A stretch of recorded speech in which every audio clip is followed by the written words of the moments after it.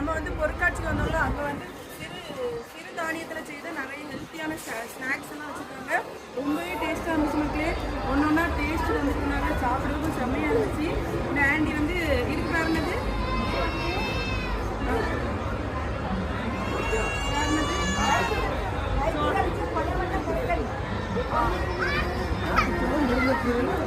எல்லாமே ரொம்ப ஹெல்த்தியாக தான் இருக்குது. நீங்களும் இந்த பக்கம் வந்தீங்கன்னா சப்போர்ட் பண்ணுவீங்க.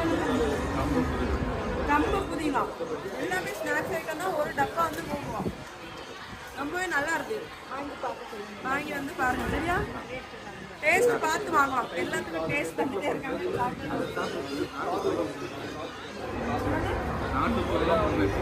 நாட்டு சோளம் முருங்கைக்கீரை சரியா.